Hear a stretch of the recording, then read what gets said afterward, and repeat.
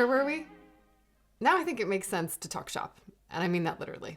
The bricks and mortar, the physical place where art is bought and sold. The gallery. And when I say gallery, I'm not talking about the National Portrait Gallery or the National Gallery of Art in DC.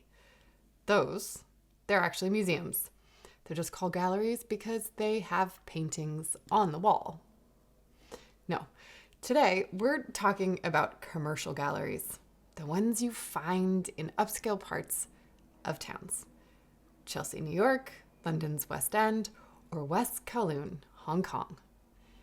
You know, the sort of place you get dropped off by your driver in a big black Mercedes to go shopping.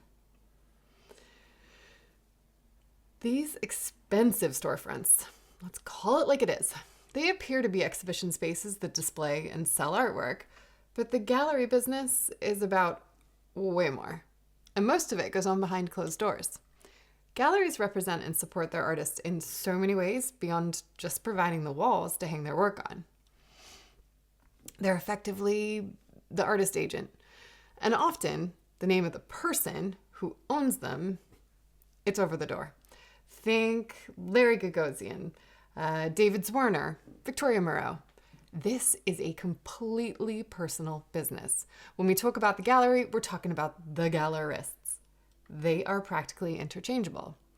It all looks very elegant from the street, and gallerists are some seriously sophisticated people. But don't let that fool you. They're ostensibly salespeople. The moving, shaking, money-making gatekeepers of the art world. Bear with me.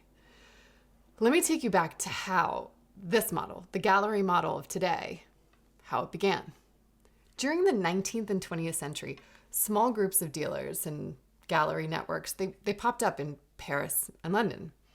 Important figures marketed. Yep, that's right. They marketed Impressionism and Modernism to Americans with success. Durand Durrell, for instance, he took a gamble on artists like Monet, Renoir, Pissarro. At the time, their work was being lambasted, especially by critics in Paris. But he found success, mostly abroad, selling it to Americans. Then you have the 20th century masterminds, like Leo Castelli, who's arguably the most influential figure in 20th century American art. And later, Larry Gagosian, who ultimately gave way to the age of the mega gallery, where we find ourselves today. What made Castelli special is the way he kept his artists on a retainer. Most dealers and gallerists, they pay their artists when their artworks sell. There's no buying in of stock or a promise of annual sales quota.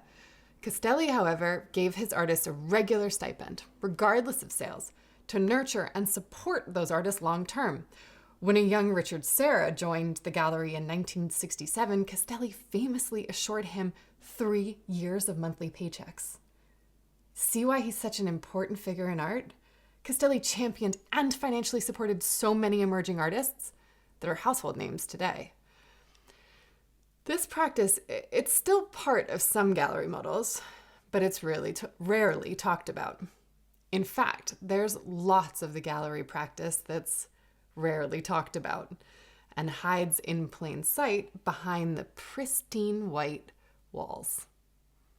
I mean, how do you actually think the mega galleries keep their doors open and those fancy bespoke lighting systems turned on? The top galleries in the world, well, they make their lion's share of their sales, not in the main gallery space, but in a labyrinth of private showrooms out of view of the public. And it goes even deeper than that. Pace, one of the top 3 galleries in the world in square footage alone, has hinted at one of the ways they make rent on their $8.5 million a year flagship space. They aren't just privately selling the work of artists they represent, but they're also discreetly reselling masterworks that belong to private collectors, sometimes snapped up after those collectors have died. Think of this like a typical estate sale, but with millions of dollars in play. It's such a big piece of this business that Pace even formed an alliance with their biggest rivals, Gagosian and Aquavella, to secure this pinch, patch of the hugely lucrative art market. This kind of lack of transparency in the gallery business and the vast sums of money that are sloshing around, they can sometimes lead to more unsavory dealings.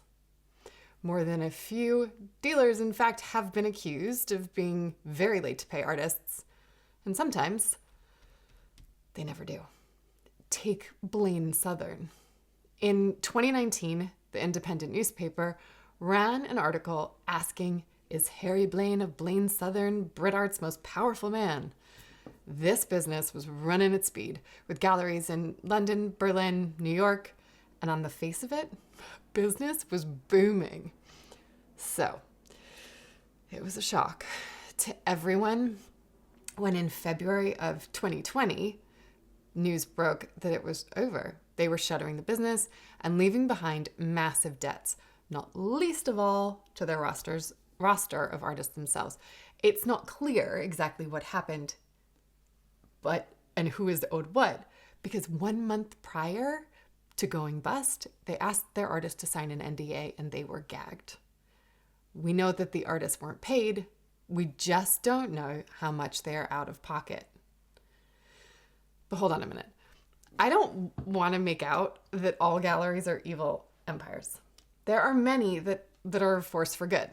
They nurture artists, they present artwork beautifully, and they hold space for culture.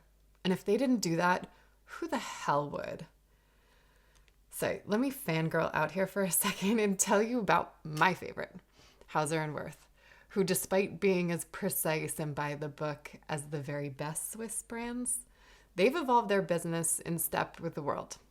Welcome to the 21st century, Uber Gallery.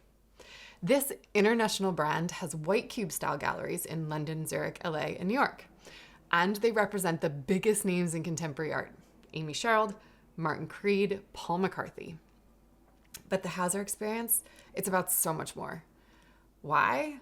Well, Hauser and Wirth opened on Menorca last summer, and they bought London's storied Groucho Club and an English pub to fill with art and pints. They also transformed this sleepy town in the British countryside into a global destination for art. They took over a hotel in Scotland, and they've got a restaurant in LA. What turns me on about it? Well, all of these diverse venues, they give us new ways to enjoy looking and living with art. They make art fun again in a really, really serious way. They breathe life into the art world, letting us be loud and shout in bars about how much we like the work behind us. I don't miss the whispered hush of the white cube. So obviously, I'm a fan. But let me also take a moment to big up another huge sector of the art world. Like the music business, with its major and indie labels, a lot of exciting things happen in the small and medium-sized galleries. They're essential to a healthy ecosystem. Further down the food chain, but no less important. The galleries in this category, they're seriously relevant, respected, and they do indeed rely on the income from their actual exhibitions and the real people who go in to view and buy the works. Their great role is to nurture emerging and mid-career artists until a mega gallery swoops in and takes them on to the next level. They shine a light on bygone artists who deserve another look. Here you find galleries and owners who are in this business because they absolutely love art, not the business of art. They're often running sale to sale, month to month, show to show. But they've got the extraordinary ability to spot talent and want desperately to support artists. And you know what? That's kind of where people like me come in. As an art consultant, I might not have the physical shop front on the high street. But in this world, if you have that passion, you've got many opportunities to support artists and make it your livelihood. You don't always need a big, huge gallery to do that. I mean, I've turned my home into an exhibition space. I've launched shows and construction sites. There are many ways to promote artists. Because remember, in the art world, the rules are, there are no rules.